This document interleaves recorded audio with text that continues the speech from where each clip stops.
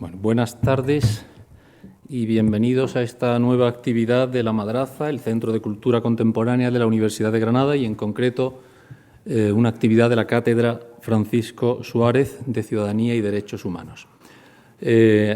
Actúo por delegación de la directora de la cátedra, la profesora Juana María Gil Ruiz, que se encuentra ausente y que me pide excuse su asistencia. Quiero agradecerle a la profesora Gil Ruiz tanto la confianza que deposita en mí para dirigir este acto, presentar este acto, como la invitación al propio profesor Dario Hipólito, que se encuentra aquí con nosotros. Personalmente agradezco también al profesor Hipólito que aceptara la invitación a venir a esta cátedra, a participar en esta actividad y que hoy nos honre con su presencia.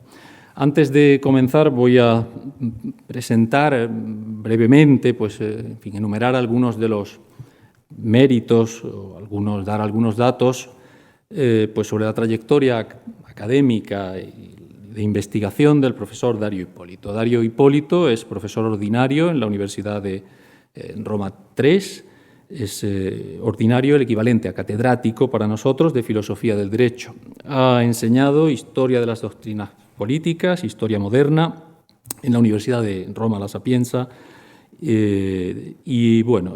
actualmente está en Roma III, como he dicho. Entre sus numerosos trabajos destacan libros como Mario Pagano, Il pensiero jus politico di un illuminista, Diritti e potere, indagini sul illuminismo penale, y en castellano, también en francés y en portugués, una obra titulada El espíritu del garantismo, Montesquieu y el poder de castigar. Tiene otros libros también publicados en España, traducidos al castellano del italiano, que es lógicamente su lengua madre, como Itinerarios del garantismo, La filosofía penal de las luces, entre utilitarismo y retribucionismo, Libertad y propiedad en la teoría de los derechos de Luigi Ferrajoli, y numerosos artículos, capítulos de libro que no vamos a enumerar porque no tendría sentido, sería realmente tedioso porque es un currículum más que notable.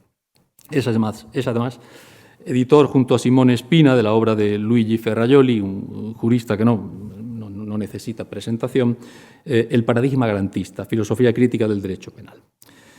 Quiero agradecer a Dario personalmente, en un tono quizá un poco más personal. Quiero agradecerle su presencia aquí de un modo particular porque de alguna manera me permite pensar que saldo una deuda que tengo pendiente o que tenía pendiente con él. He podido conocer su universidad, Roma III, a muchos de sus colegas, en la medida en que en las últimas semanas estuve allí como profesor visitante en una visita que fue auspiciada por él. Llegamos a Granada, de hecho, ayer a la tarde. Le agradezco de un modo especial esa invitación porque para un español ir a Italia es un viaje del alma. Me van a permitir que explique el sentido de esta expresión. Hace unos pocos meses, con motivo del viaje de los Reyes de España, el viaje de Estado de los Reyes de España a Italia, fue en diciembre, si no recuerdo mal, Aldo Cazzulo, que es el director adjunto del Corriere della Sera, escribió en un periódico español, El Mundo, un preciosísimo artículo en el que se refería a los españoles en unos términos que nosotros no acostumbramos a referirnos a nosotros mismos. Decía en ese artículo Cazzulo que los italianos consideran a los españoles un pueblo extraordinariamente cercano, o que España es para los italianos una nación hermana, hasta el punto de que algunos la consideran una segunda patria. Es más, decía, para los italianos, que ahora rondan los 50, España es un viaje del alma. Nuestras madres, decía, escuchaban a Julio Iglesias cantar y hablar en italiano. Y yo recuerdo a la mía cantando a Gigliola Cinquetti, aquello de no tengo edad, no l'età. De hecho, Dario lo sabe porque casualmente esta conversación y ese dato, se lo trasladé en una conversación que tuvimos hace unos días en Roma durante mi viaje del alma. Italia también es para los españoles un viaje del alma. Esa mitad de nuestro alma, la que no mira al Atlántico sino a Europa, encuentra sin duda en Italia el lugar donde se puede cuadrar el círculo, es decir, viajar y a la vez estar como en casa. Me llena de satisfacción comprobar cómo esa sintonía histórica entre españoles e italianos, entre España e Italia, se reproduce en uno mismo, en mí mismo. Apenas uno nota que con los amigos italianos los lazos de afecto son inmediatos. No es solo una cuestión de viajar. Con esas amistades, el alma no solo viaja, sino que también se nutre y encuentra su paraíso. No serían, por tanto, solo las estrellas, las flores y los niños las tres cosas que conservamos del paraíso, según el aforismo atribuido a Dante. Habría alguna más y la amistad estaría entre ellas. Gracias, Dario, amigo, y que ese alimento nos permita seguir viajando. La palabra te pertenece. Muchas gracias y buenas tardes a todas y todos. Es un verdadero honor y una alegría estar aquí con ustedes en este lugar magnífico, en esta sala histórica tan linda y hablar desde la Cátedra Francisco Suárez. Agradezco muchísimo a mi amigo Antonio Peñafreire y espero que el tema de mi ponencia puede ser interesante por ustedes.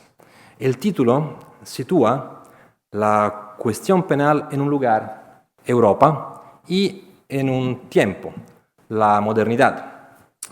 Pero quiero partir de otro tiempo y de otro lugar, y de una cuestión más amplia. Lo haré a través de 3 imágenes que han tenido gran difusión en las últimas semanas. Imágenes que representan el poder estatal en su dimensión más incisiva, material, inmediata, la que se ejerce directamente sobre el cuerpo, como fuerza física. La primera imagen no pertenece al ámbito penal, pero de todos modos es una imagen de coacción y privación de la libertad.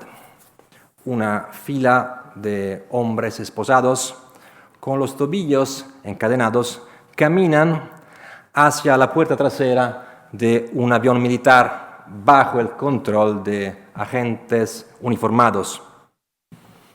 No es una foto robada por un reportero de Human Rights Watch.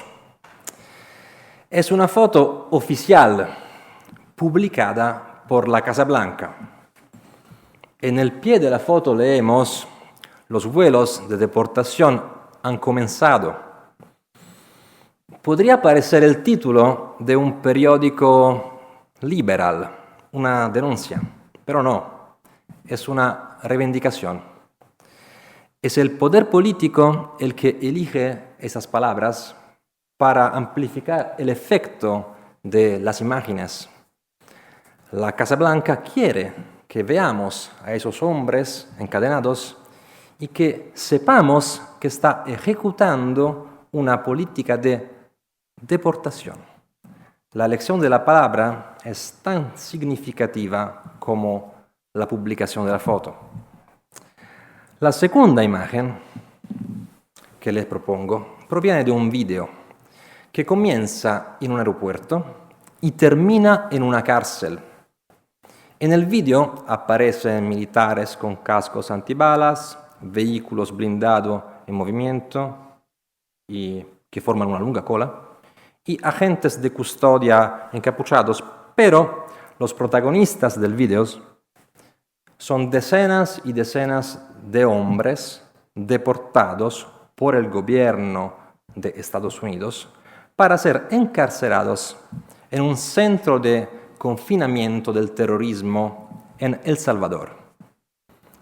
Desde que bajan de los aviones hasta que entran en las jaulas, estos hombres se ven obligados a caminar con la espalda doblada y mirando hacia el suelo. Quien dirige el vídeo elige los detalles con cuidado. Quiere destacar el malestar físico de la postura antinatural que deben adoptar estos presos bajo la coacción de brazos que empujan y de manos que bloquean. Los encuadra de rodillas mientras les afeitan completamente la cabeza. Luego, una cámara montada en un dron filma la escena de gran impacto visual que recoge la diapositiva. A los lados notamos los barrotes de las celdas. No sé si puede decir celdas, son muy grandes, son habitaciones de 80 personas. Una celda me la imagino un poco pequeña, no encuentro la palabra en español. Celdas colectivas, celdas múltiples, donde pronto serán encerrados esos cuerpos sometidos. Una de las versiones de este vídeo, en internet se pueden encontrar varias, fue difundida a través de una red social por el presidente de los Estados Unidos. Y también en este caso, las imágenes van acompañadas de un mensaje político, en el que los hombres deportados y encarcelados son calificados como monstruos. Esta es la palabra elegida por Trump. Tercera imagen, la más reciente. Es el fotograma de un vídeo muy breve. La mujer en el primer plano es Kristi Noem, secretaria de Seguridad Nacional de Estados Unidos. Está de visita en el CECOT, el Centro de Confinamiento para Terroristas, que hemos visto en la anterior diapositiva. Noem, en el vídeo, atraviesa el amplio pasillo de un pabellón, seguida por fotógrafos y cámaras. En un momento dado, se detiene frente a los barrotes de una celda. Los agentes de custodia que la acompañan ordenan a algunos presos que se pongan de pie y se quiten la camiseta. Los demás están sentados en los cuatro pisos de las camas metálicas. Así viven día y noche. Allí duermen, se lavan, defecan. Todos deben mirar hacia el exterior de la celda. El set está listo. La mujer se coloca, mira en la cámara de un teléfono móvil y comienza a hablar. Su discurso apuesta por la pedagogía del espectáculo penal. Claramente existe un hilo conductor que une las imágenes que hemos visto en una escalation cuya evolución y repercusión cultural es difícil de predecir. Uno de los mayores intelectuales de nuestro tiempo, Luigi Ferraioli, ha hablado de ostentación de la inhumanidad en la cúspide de las instituciones. Se trata evidentemente de un juicio ético-político de quien se toma en serio los derechos, pero si pasamos del discurso valorativo a un discurso más descriptivo, objetivo, podemos reformularlo en un juicio técnico-político, sustituyendo la categoría moral de inhumanidad con el concepto sociológico de deshumanización. Deshumanizar significa construir en el imaginario social colectivo una frontera simbólica entre personas y no personas. Deshumaniza quien establece jerarquías de valor y dignidad entre grupos de individuos.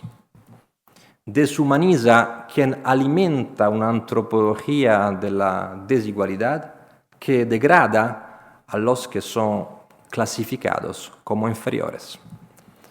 Y la deshumanización es una técnica política, ideológicamente funcional para discriminar, segregar, matar o incluso dejar morir. Cuando pensamos en las prácticas y discursos de deshumanización, inmediatamente nos vienen a la mente aquellos que han legitimado a lo largo de los siglos la esclavitud, el colonialismo, las guerras de exterminio, los genocidios. Pero la degradación de las personas a monstruos, a animales feroces, a tumores malignos del cuerpo social, también ha impregnado en nuestra experiencia histórica el ámbito de la justicia penal. Las metáforas deshumanizadoras que he evocado siempre han caracterizado las doctrinas de justificación de las penas ejemplares y de las penas capitales, en cuyas diversas formas de ejecución la fantasía humana ha satisfecho todo tipo de pulsión sádica. Pues bien, el hecho de que estas metáforas se estén reactivando en el discurso político que se genera en la cúspide de las instituciones de la mayor potencia mundial es algo que nos concierne y que no puede sino preocuparnos. En primer lugar, porque Europa sigue siendo política y culturalmente subordinada a los Estados Unidos. Y en segundo lugar, porque la concepción de la pena que actualmente prevalece en los principios de las constituciones, en la cultura jurídica de nuestros países, una concepción humanista antitética a la promovida por Trump, carece de una sólida base en el consenso social y por tanto está expuesta a los vientos de la historia y a las tormentas políticas de nuestro tiempo. Tenemos muchas razones para defender la concepción humanista de la pena. El humanismo penal, recurro a esta expresión sintética, es un elemento fundamental del patrimonio jurídico europeo. Es y ha sido un factor de civilización, de cambio institucional y de reducción de la violencia social. Estos juicios pueden ser fundamentados utilizando como banco de prueba la cuestión de la pena capital. Pero antes de ello, quisiera efectuar una aclaración terminológica, semántica. ¿De qué hablamos cuando hablamos de humanismo penal? Con este término intenso, designo una tradición cultural plural en sus presupuestos filosóficos y transversal a diferentes visiones políticas, caracterizada por algunos elementos distintivos. El primer elemento es el reconocimiento de la centralidad de la persona en el ordenamiento político de la sociedad. Si no postulamos la primacía axiológica del ser humano, perderemos los criterios de valor según los cuales se pueden establecer los límites del poder de castigar. Las ideologías que antropomorfizan el Estado, el pueblo, la nación y que dotan a estas entidades colectivas de fines autónomos y superiores a la existencia individuales, permiten y históricamente han permitido justificar cualquier trato en perjuicio de los sujetos excluidos por el grupo de los integrados.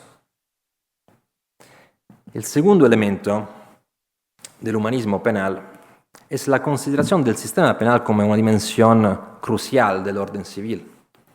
Quiero decir que es un ingrediente del concepto humanista de la pena la toma de conciencia de que el sistema penal es el terreno donde el conflicto entre autoridad y libertad es más transparente y la tensión entre fuerza y derecho más extrema. Desde esta perspectiva, el poder penal revela su naturaleza trágica. Es necesario y peligroso. Contiene la violencia en el doble sentido del verbo contener, la limita, pero también la incorpora.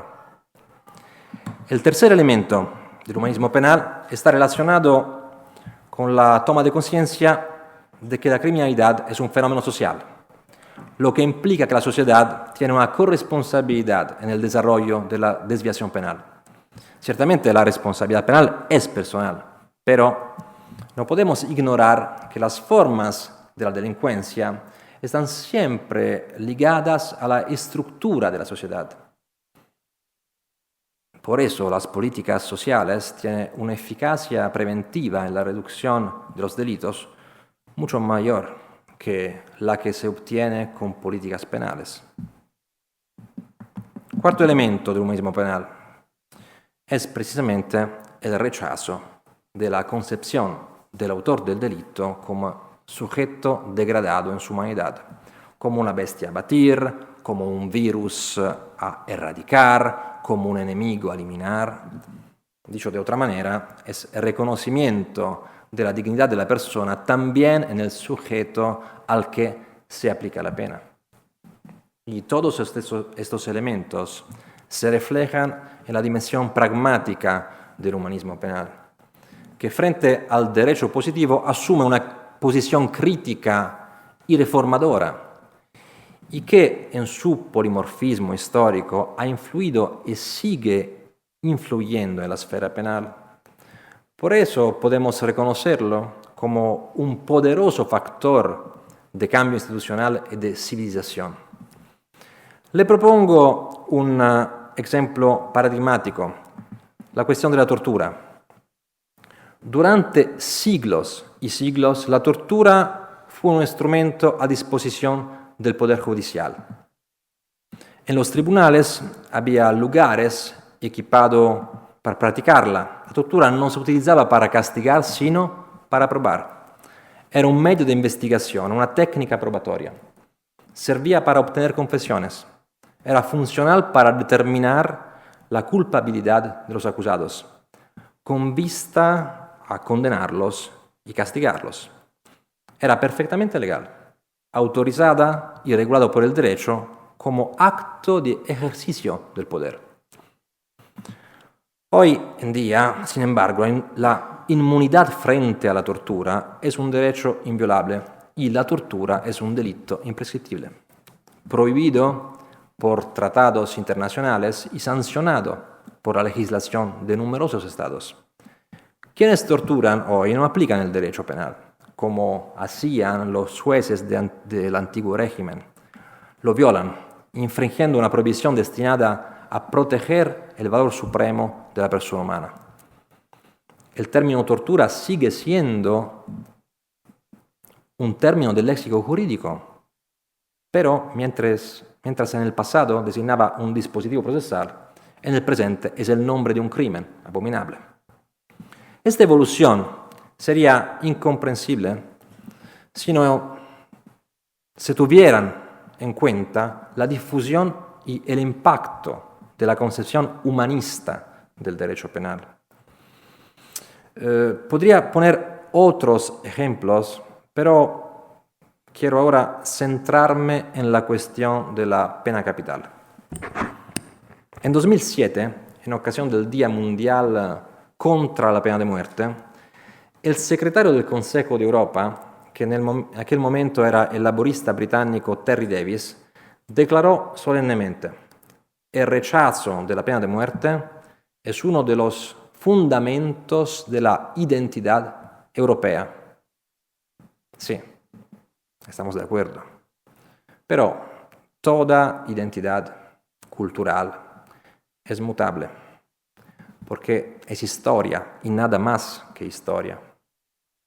De hecho, en la Europa del derecho, la abolición de la pena de muerte es un logro reciente del siglo XX, más exactamente de la segunda mitad del siglo XX.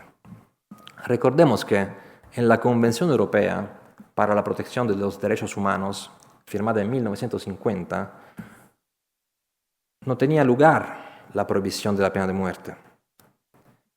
En aquella época, la mayoría de los estados signatarios todavía se atribuían el derecho de matar para castigar. Solo en 1983, con un protocolo adicional, el sexto, el Consejo de Europa estableció la abolición de la pena de muerte. Fue el resultado de un largo proceso histórico, un resultado que marca la victoria del movimiento abolicionista en el espacio jurídico europeo. Como movimiento de opinión, el abolicionismo se desarrolló entre los siglos XIX y XX. pero sus raíces culturales se remontan a la concepción humanista de la pena que floreció en la Europa de la Ilustración, en la segunda mitad del siglo XVIII, cuando la pena de muerte era en todas partes un elemento central del arsenal punitivo estatal. La pena capital estaba asociada a una amplia gama de infracciones legales, desde la ofensa a la majestad divina hasta las transgresiones sexuales, y era comúnmente reconocida como prerrogativa del poder, como derecho soberano, ius necandi. Como todos sabemos, el comienzo de la lucha abolicionista está vinculado a un nombre, Cesare Beccaria, y a una obra, de los delitos y de las penas. Beccaria era muy joven cuando escribió este panfleto tan afortunado. Piero Calamandrei lo calificó de milagroso librito. Al cuestionar la pena de muerte, Beccaria tomó posición contra la cultura dominante, contra la teología, contra la filosofía, contra la doctrina jurídica, incluso contra el sentido común, la aparente evidencia de las cosas. Ahora bien, ¿cómo pudo llegar un joven de 25 años en la Europa del siglo XVIII a afirmar lo inaudito? Esto es, a sostener la tesis de que la pena de muerte no es legítima, no es necesaria, no es útil y incluso es nociva. No pretendo proponerles un examen de los argumentos textuales con los que Beccaria defiende esta tesis. Quiero plantear más bien una pregunta de fondo. ¿Cuáles son los presupuestos culturales de rechazo de la pena de muerte en el momento en que este rechazo encuentra una expresión política por primera vez en la historia europea? En otras palabras, ¿cuáles son los ingredientes originarios del abolicionismo? Sobre la respuesta a esta pregunta versa la última parte de mi ponencia, que se articula en 5 puntos, pero no teman, no abusaré de su paciencia. Una vez asistí a un curso de retórica impartido por un experto de comunicación pública y en esta ocasión aprendí que en el decálogo del orador prudente debe figurar el siguiente precepto: si hablas en una lengua que no domina, habla poco. Me parece en efecto una regla de conducta razonable y no intento violarla. Intentaré ser rápido. 5 puntos, pero no más que 2 o 3 minutos por cada punto. Bueno, primer ingrediente originario del abolicionismo: el rechazo de la autoridad de la tradición, o sea, la emancipación de la mentalidad tradicionalista, según la cual lo que siempre ha sido es justo que siga siendo.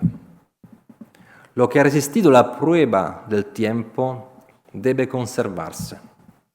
Adecuarse a la tradición significa observar las reglas que las generaciones pasadas han observado. Significa respetar las instituciones arraigadas en la historia. Quien reconoce la autoridad de la tradición interpreta la larga duración de una institución como certificación de su bondad. Considera su arraigada difusión como prueba de su necesidad.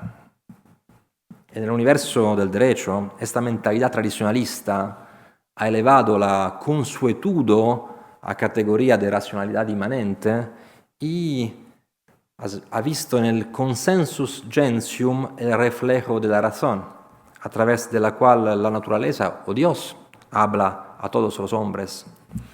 Pues bien, la pena de muerte, en la época en que Beccaria inicia la batalla abolicionista, tiene a su favor el peso de la historia y la experiencia de su difusión universal.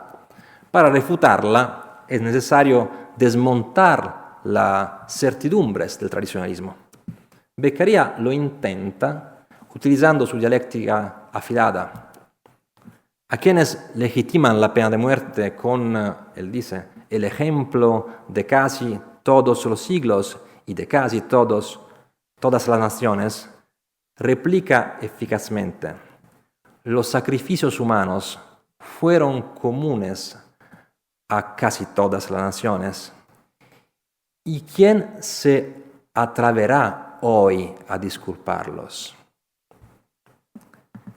El segundo presupuesto cultural del origen del abolicionismo es el rechazo de la autoridad de la religión. Además de ser un conjunto de creencias, la religión es también un conjunto de normas. Prescribe no solo un modelo de pensamiento, una ortodoxia, sino también un modelo de comportamiento, una ortopraxis. Las religiones basadas en libros, como el cristianismo, expresan discursos normativos que consagran principios y reglas, instituciones y sanciones. A través de sus textos y mediante sus ministros, las religiones imponen acciones y omisiones, legitiman poderes y actos del poder. Ahora bien, desde el punto de vista de quien asume la Biblia como fuente normativa, la pena de muerte es legítima. El Antiguo Testamento cuenta una historia antigua, la historia de un pueblo cuya organización social estaba regulada por un derecho penal arcaico, que obviamente incluía la pena de muerte. Si consideramos las prohibiciones penales mencionadas en el Pentateuco, encontraremos un amplio número de conductas ilícitas sancionadas con la muerte. Y si pasamos del Antiguo al Nuevo Testamento, nos encontraremos con la epístola de Pablo a los romanos, en la que el apóstol de los gentiles dice que todo poder proviene de Dios, que hay que respetar el poder y que hay que temerlo, porque el soberano no lleva la espada en vano.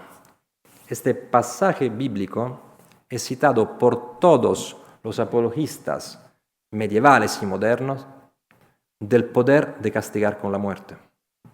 Y más allá de las Sagradas Escrituras, debemos recordarnos que la Iglesia Católica ha repudiado su tradicional, milenaria justificación de la pena de muerte solo con el actual pontificado, con Papa Bergoglio, hace pocos años. En el catequismo la pena de muerte estaba justificada.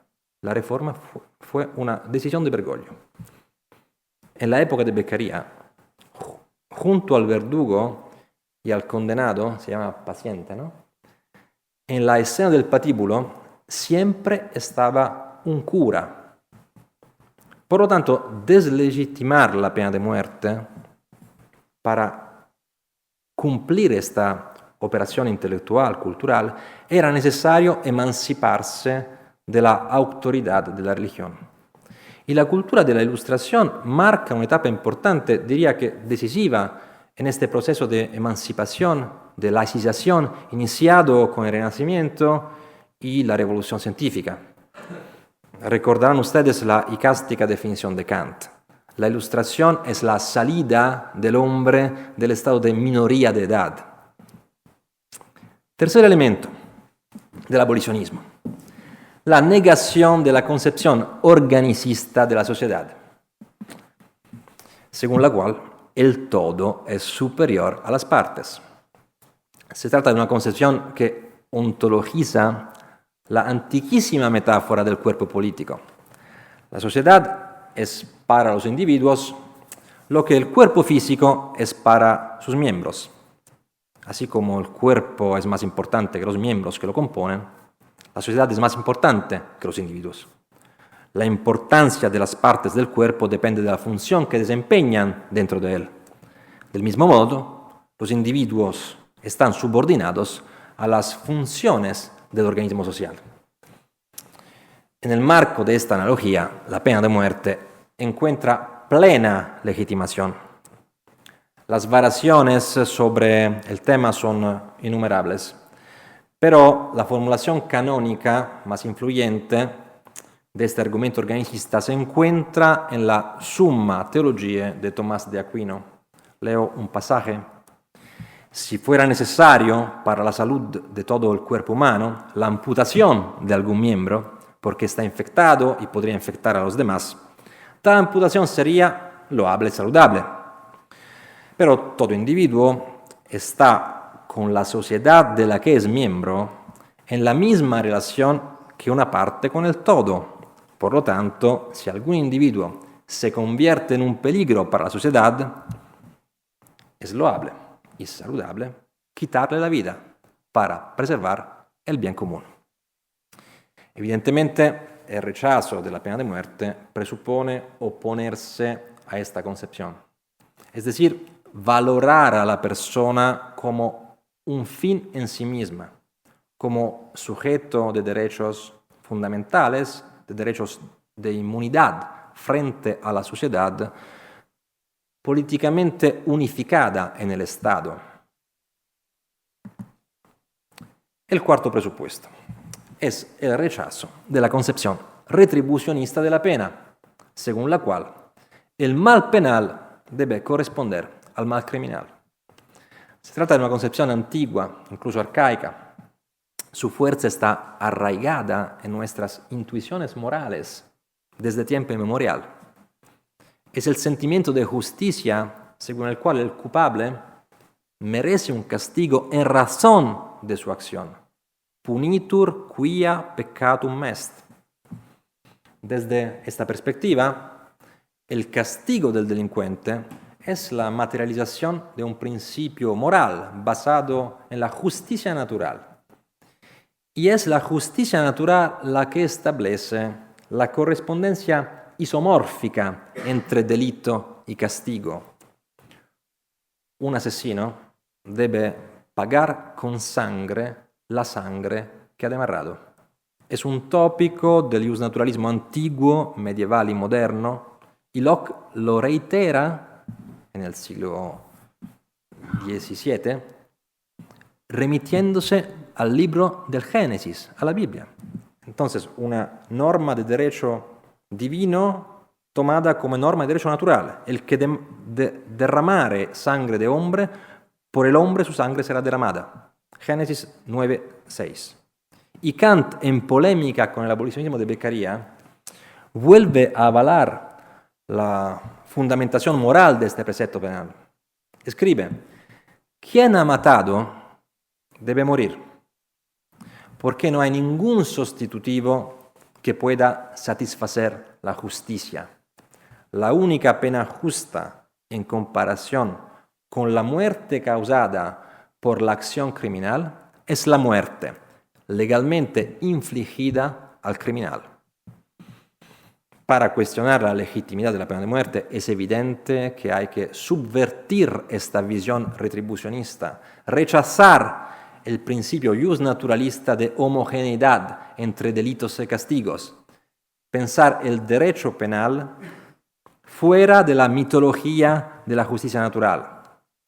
Pues bien, en el contractualismo y utilitarismo de Beccaria encontramos los presupuestos de esta importante cesura que abre el horizonte de un derecho penal humano, de una concepción política que representa el poder del Estado como un artificio y que representa las formas de ejercicio del poder como elecciones totalmente humanas, como convenciones.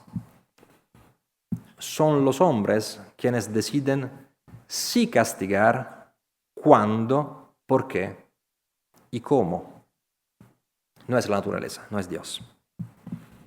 Sin embargo, no basta con superar la idea de la pena natural y las pretensiones de justicia del retribucionismo para derribar los fundamentos ideológicos de la pena de muerte. El pensamiento patibular. No basta con compartir la idea de que la ley penal se justifica únicamente por su función preventiva, punitur ne pecetur. Esto es, porque la ley penal sirve para disuadir la acción delictiva y no para satisfacer los sentimientos de venganza o un ídolo de justicia. Se necesita un paso cultural adicional. Es necesario repudiar el dogma que asocia el efecto preventivo de la pena a su dureza, ferocidad y crueldad. De lo contrario, la pena de muerte seguirá pareciendo una necesidad. Al castigar para prevenir delitos, si creemos que la disuasión pasa por la dureza penal, caeremos en la lógica de la pena ejemplar. Esta era la ideología penal del antiguo régimen, en el que no solo se preveía la muerte como pena para un gran número de acciones prohibidas, sino que su ejecución se llevaba a cabo en la plaza pública al modo de un espectáculo sangriento. La rueda, la hoguera, el descuartizamiento. Dentro de esta lógica, matar para castigar es justo porque es necesario. Y si matar es justo, si matamos para terrorizar, para reforzar el miedo de la pena, también lo es brutalizar y humillar a los condenados, aniquilar su dignidad como personas, tratarlos como sujetos que no tienen derecho. Así se vuelve aceptable considerar los animales seres inferiores, monstruos, y los monstruos bien pueden ser exhibidos, reducidos por la fuerza, semidesnudos, encerrados en una jaula.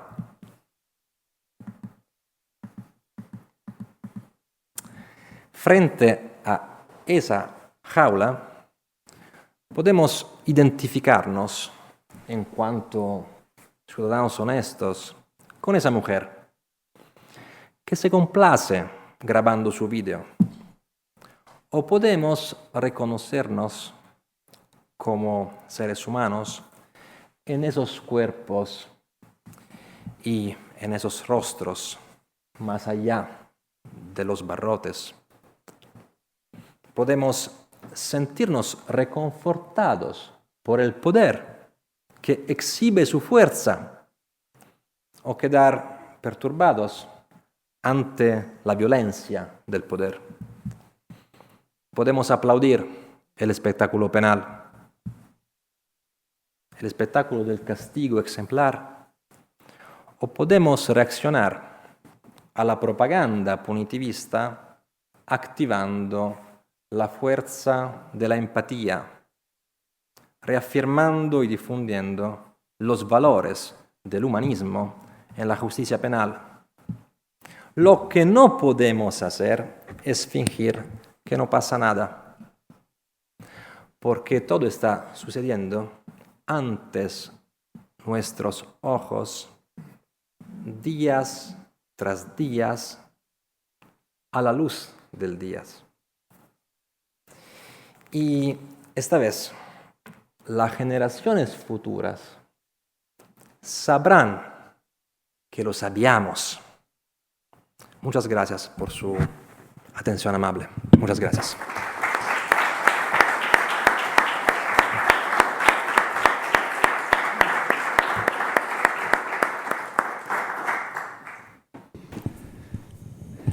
Muchísimas gracias a ti,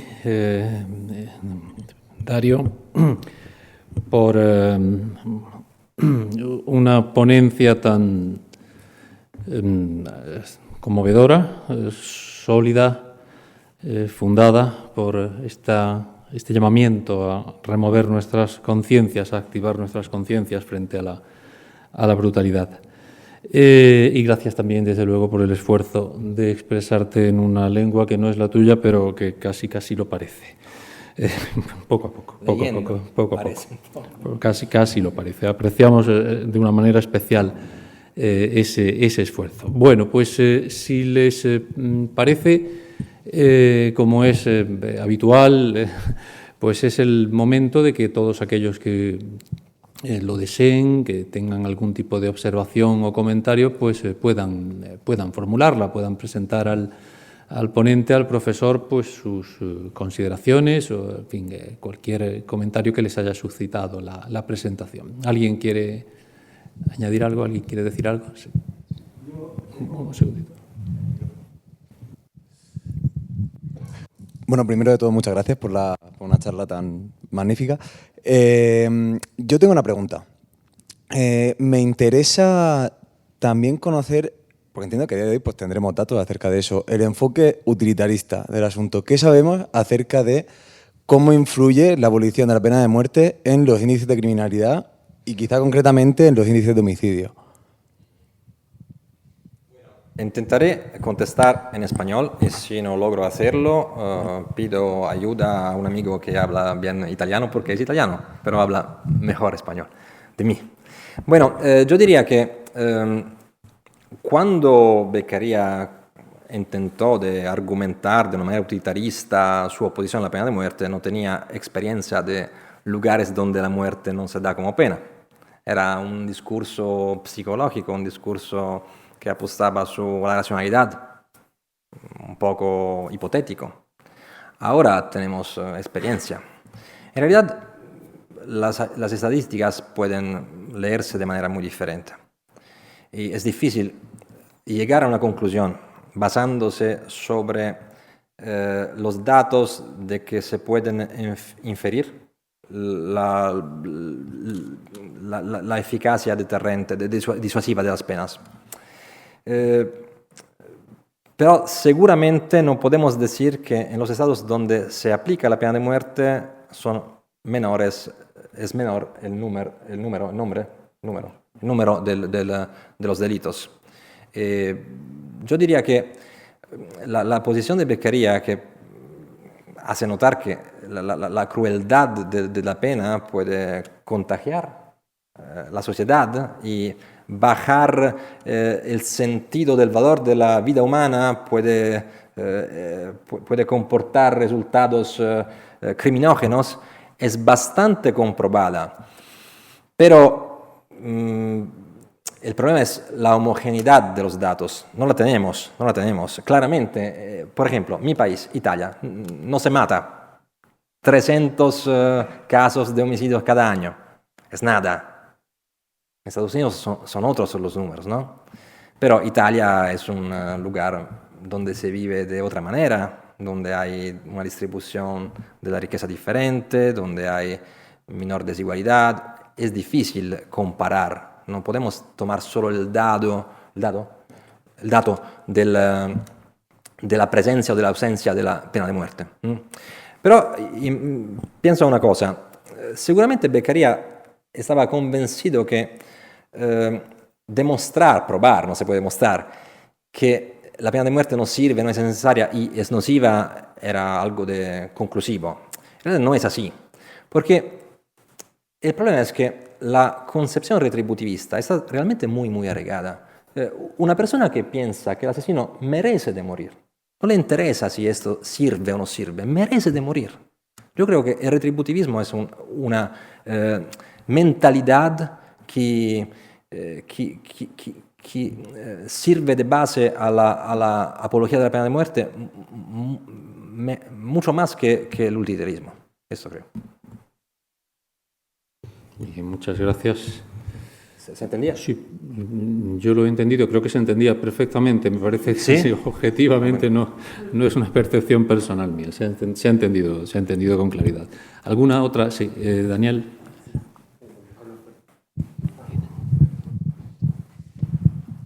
Muchas gracias, profesor Hipólito.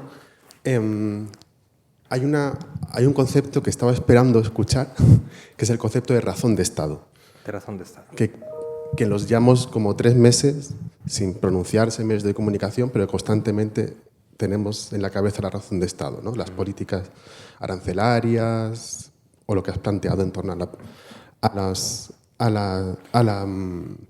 a esta penalidad que está construyendo Estados Unidos o esta dislocación de la penalidad en El Salvador que está haciendo Estados Unidos. Claro, esta razón de Estado históricamente ha exhibido de forma más explícita la reducción del ser humano a vida desnuda, ¿no? A nuda vida, como diría George Agamben. Claro, ante este renacer de la razón de Estado y esa exhibición de la vida desnuda que estamos viendo en los últimos meses, me pregunto si esas 5 razones o esos 5 fundamentos que planteas contra la pena de muerte también se podrían utilizar contra la cárcel. Es decir, pasar de la abolición de la pena de muerte a la abolición de las prisiones, ¿no? Estoy pensando también, porque esos fundamentos, por ejemplo, Angela Davis también está cerca de esos 5 fundamentos. Es decir, ante un momento de recrudecimiento de la razón de Estado, ¿por qué no también reivindicar la abolición de la prisión? Gracias, muy interesante. Y bueno, abolicionismo. El término puede significar 2 cosas diferentes, ¿no? Los abolicionistas, hay abolicionistas que piensan que todo el derecho penal tiene que ser abrogado, que no tiene sentido, que no tiene justificación. Son abolicionistas total. Es la posición de quien no acepta ninguna doctrina de justificación de la pena. Hay abolicionistas, como Beccaria, por ejemplo, que piensan que necesitamos de superar una modalidad punitiva considerada dishumana, o no necesaria, o inútil, cruel, no sé. Entonces se puede pensar el abolicionismo en relación a la pena de muerte o al cárcel.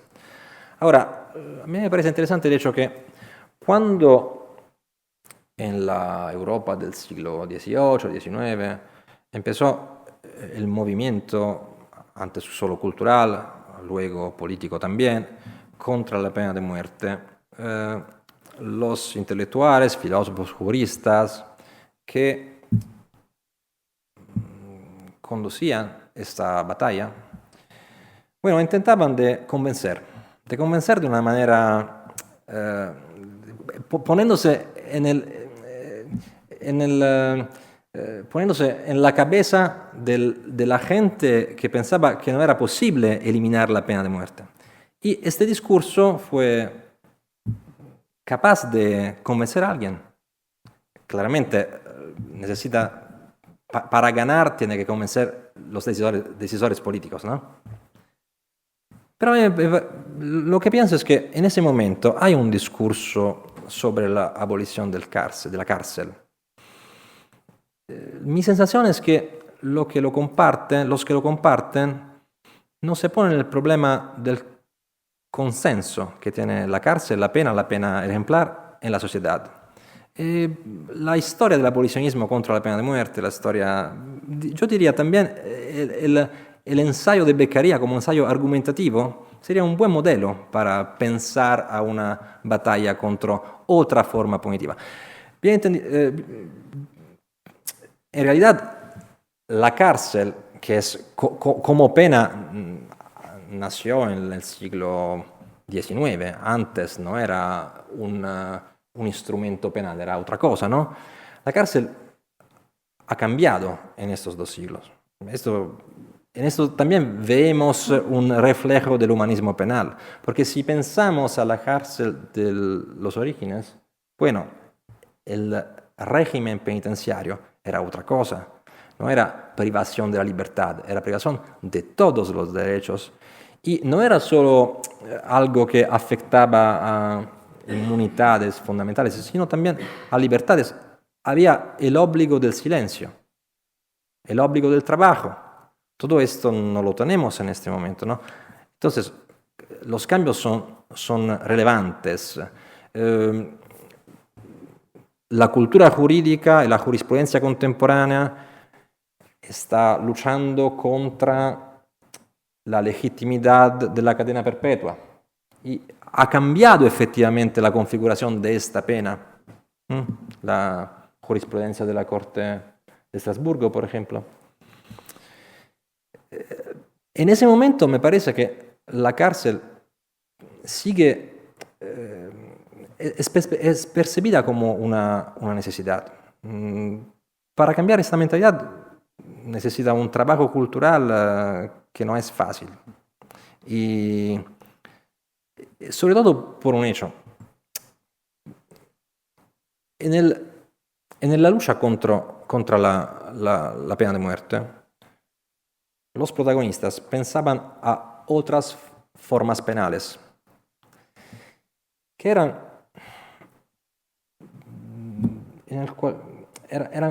de todos modos eliminativas, se puede decir. La cárcel te limita, te segrega. La cadena perpetua, mucho más. Pensar la alternativa a la cárcel no es fácil.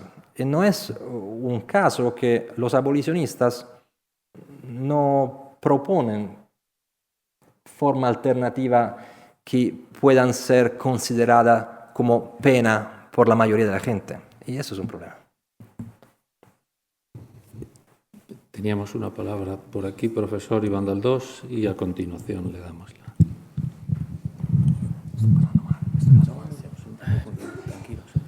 Muchas gracias, Dario, por tu ponencia tan exquisita. Es un placer verte de nuevo en Granada.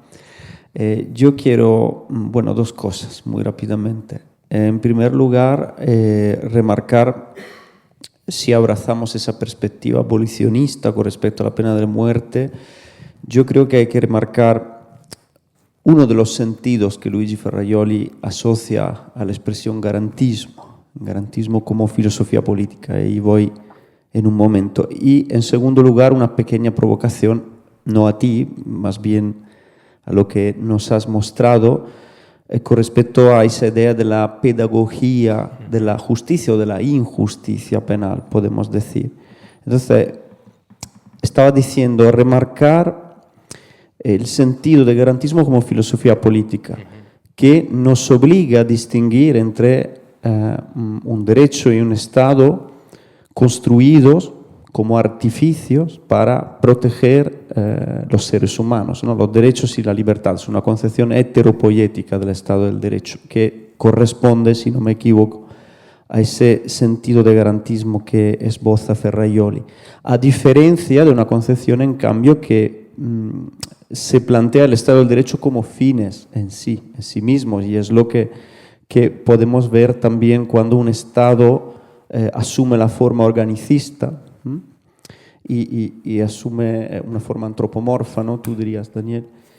Entonces, en óptica abolicionista es fundamental. Entonces, quería remarcar y compartir contigo ese importante sentido del término garantismo. ¿Por qué? Porque el derecho al Estado no se justifica en sí mismos, lo sabemos bien, eso nos dice Ferrajoli, solo en la medida en que cumplan con esa función fundamental, el derecho penal, de tutelar, proteger los derechos del hombre y de los individuos. Entonces, es un buen derecho, el derecho que todavía permite la pena de muerte.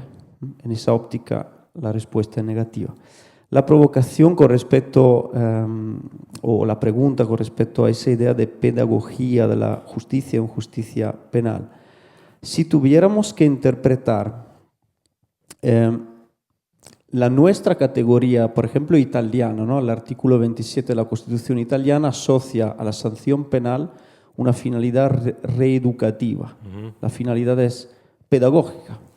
Si tuviéramos, asumiendo esa influencia que Estados Unidos ejercen sobre buena parte de la cultura, también jurídica europea y nuestras políticas, tener prácticas jurídicas que se reducen a lo que tú nos has mostrado, llegaríamos a prácticas deshumanizadoras completamente, ¿no? Entonces, esa es un poco la provocación. Gracias.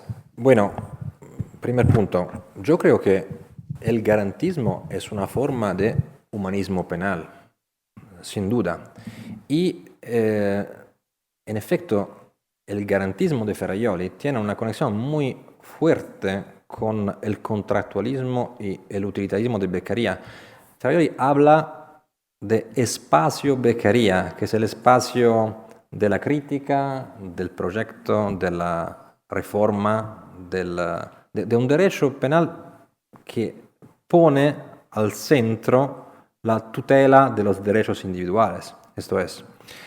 Y la referencia a la finalidad reeducativa, que por ejemplo no está compartida en el garantismo de Ferrajoli, ¿no? Porque puede tener implicaciones morales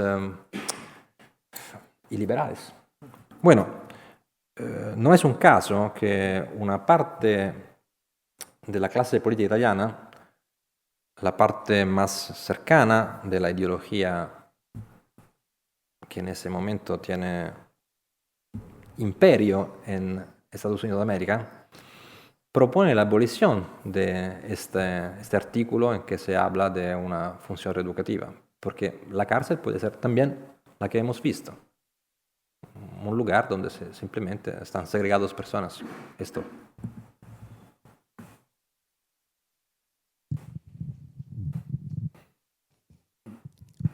Buenas tardes. Yo soy cristiana y después de su discurso sigo siendo cristiana, pero he hecho una revisión de mis ideas, cosas que yo daba por sentada, he hecho una revisión de mis ideas. Soy cristiana porque sigo pensando que el mensaje de amar al prójimo como a ti mismo tiene validez universal y le agradezco su conferencia. Bueno, mil gracias por este comentario. No, quiero decir una cosa. La parte de mi ponencia sobre la relación entre pena de muerte y legitimación religiosa cristiana, bueno, está enfocada sobre, podemos decir, el mainstream del cristianismo. La historia oficial, la historia de la iglesia, la historia del poder eclesiástico. Claramente en la historia hubo muchísimos cristianos verdaderos que contestaron la pena de muerte. Y incluso antes Beccaria, eso necesita decirlo. Pero en realidad la batalla, como batalla política, empezó con la cultura laica de Beccaria. Lo que no excluye que se pueda argumentar a partir de las Sagradas Escrituras una contestación de la pena de muerte. Se puede hacerlo. Lo hicieron. Lo hicieron. Claramente son posiciones singulares, individuales, que, bueno, no pudieron lograr resultados, pero son muy importantes. Antes y después Beccaria.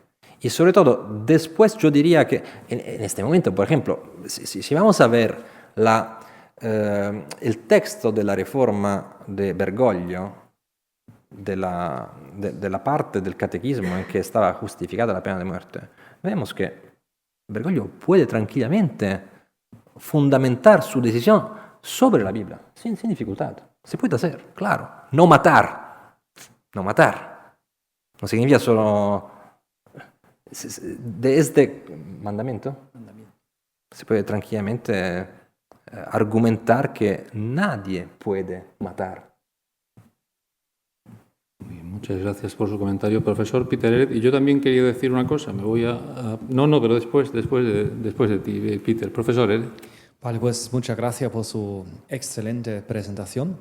yo quería coger directamente el hilo de Estados Unidos también y del mensaje cristiano. Estos 5 puntos de rechazo que se hizo en Europa frente a la pena de muerte. Me recuerda un poco a lo que el sociólogo Talcott Parsons dijo sobre los valores últimos de una determinada civilización. Es decir, es un estado de reflexión frente a, bueno, puede ser una forma de organizarse como comunidad, ¿no? Entonces quizás no es tan difícil, no es tan fácil de cambiar, porque esto está arraigado desde hace siglos, ¿no? Y ahora, claro, evidentemente en Estados Unidos, en algunos estados existe la pena de muerte. Y ahí mi pregunta es, a pesar de que también tienen esta tradición renacentista, sin duda, puede ¿Tradición, tener, perdona? ¿Tradición? renacentista, Sí. es decir, puede que esto tiene que ver que en Estados Unidos el tema de la religión, y insisto, no me refiero al mensaje religioso en sí, sino la forma que puede tomar en este mundo, tiene otra connotación que aquí en Europa, que no existe esta reflexión frente a ello. Y por eso la pena de muerte es... Hay muchos ensayos sobre lo que se puede llamar el excepcionalismo americano en relación al pensamiento penal. Yo diría que ahora, bueno, el problema es que el derecho penal es algo de intrínsecamente antimayoritario, en el sentido que sirve a proteger los derechos de todos. Pero en una democracia, las formas de las puniciones dependen del consenso social y consentimiento social. Es muy difícil por este presidente, claramente no tomamos el caso de Trump. La decisión de abolir la pena de muerte tiene que enfrentarse con el consentimiento social, ¿no? Ahora, ¿por qué está tan arraigada en la mentalidad la idea que la pena de muerte es legítima o necesaria o no sé qué, o útil en los Estados Unidos? Yo diría que, así como la manera de emprisonar, la historia de los Estados Unidos tiene un rasgo, un carácter particular que no tenemos en Europa. La esclavitud, la abolición de la esclavitud, el problema racial. Yo creo que para comprender la justicia penal americana necesitamos mirarla en una perspectiva histórica en relación a esta origen del conflicto social. No sé si... Bueno, yo quería comentar algo precisamente a propósito de este último dato que introduces, la referencia a la esclavitud. La esclavitud y el racismo. Sí, al racismo y a la esclavitud, sí. Hay una conocida anécdota, no sé si es cierta, pero al parecer en una ocasión el presidente Abraham Lincoln se encontró con Harriet Beecher Stowe, que es la autora de La cabaña del tío Tom, y le dijo, parece ser, por fin he conocido a la pequeña mujer, porque Beecher Stowe era muy pequeña, al parecer baja en estatura, he conocido a la mujer cuyo libro ha dado lugar a esta guerra, ha estado en el inicio de esta guerra. Entonces, hablabas de activar la empatía, y yo me pregunto cómo la activamos. Tenemos fundamentos teóricos, tenemos postulados éticos, tenemos, digamos, grandes teorías, sistemas morales axiomatizados que apuntan en una determinada dirección y, sin embargo, la empatía no logra activarse. ¿Cómo la activamos? Probablemente nos falte una cabaña del tío Tom que de alguna manera nos No. ponga en alerta, ¿no?, frente a estas posiciones. Y termino porque quiero comentar algo, y bueno, aprovechando, he visto que se ha sumado el profesor José Esteve. Sé que pasado mañana tenemos la presentación de un libro suyo y bueno, ando también preparando el tema. Y el otro día me encontré con una cita leyendo a Carl Schmitt, de Donoso Cortés, que me inquietó, realmente me impactó. Dijo Donoso, citado por Schmitt en algún momento, la abolición legal de la pena de muerte es siempre síntoma precursor de una matanza en masa.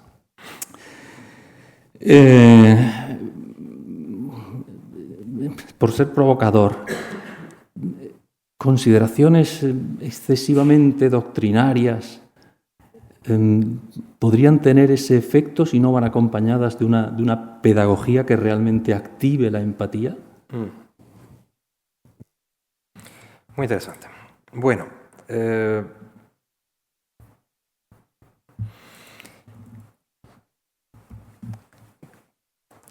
vamos a ver el ejemplo de la lucha contra la pena de muerte. Yo diría que una parte de esta lucha consiste en el tentativo de activar la empatía. Seguramente la expresión fuerza de la empatía la tomo del título de un libro, de la traducción de un libro, de una historiadora, Lynn Hunt. El libro se titula de otra manera en inglés. Es sobre los derechos humanos, el nacimiento de los derechos humanos. Pero es interesante que un capítulo de este libro está dedicado a la tortura como activación de la empatía. Pero si pensamos al movimiento abolicionista como movimiento de opinión, bueno, una etapa importante es el pasaje del discurso de las doctrinas políticas, de las filosofías, a la literatura, las diferentes formas de arte. Pienso, por ejemplo, Victor Hugo, 1829, el último día de un condenado a muerte. ¿En qué consiste? En activar la empatía. Esto es. Porque la conciencia de que la forma literaria de la novela es más impactante que el ensayo, todo lo tenemos, ¿no? Y en esta perspectiva me ve en mente una obra de arte realmente extraordinaria, española, que es el film de Berlanga, El Verdugo. En España, cuando sale este film, hay pena de muerte. Y se ejecuta de una manera increíblemente cruel, que es el garrote vil. Y la cosa que me parece increíble en la película de Berlanga es la elección de cambiar la perspectiva. No nos demanda de empatizar con el condenado, sino con el verdugo, que está viviendo una agonía especular a la del condenado. Y es un puñazo este film, ¿no? Es inteligentísimo. Es una comedia negra, pero comporta un mensaje muy, muy fuerte. Desde las primeras escenas, ¿no? Nos pone enfrente a la contradicción de una sociedad que detesta el verdugo, todos se lo evitan, no quieren tocarlo, pero considera necesaria la pena de muerte. Y atribuye al verdugo una apología del garrote vil en comparación de otras formas de ejecución de la pena capital, que en realidad es funcional a mostrar que nada forma es aceptable. Y hay la escena, una de las escenas casi final, casi terminal de la ejecución, donde vemos la humanidad especular del verdugo y del condenado, que son hombres en la misma situación de agonía. Es magnífico ese film. Me parece que activa la empatía. Muchísimas gracias. No sé si hay alguna otra intervención.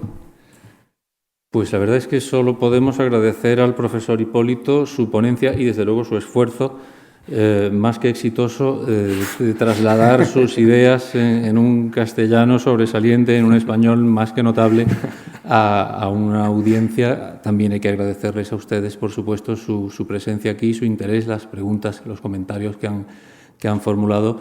Quiero pensar que estoy seguro de que nos han enriquecido a todos. Así que muchísimas gracias Dario, muchísimas gracias profesor Hipólito. Gracias a todos. Gracias. Agradezco muchísimo.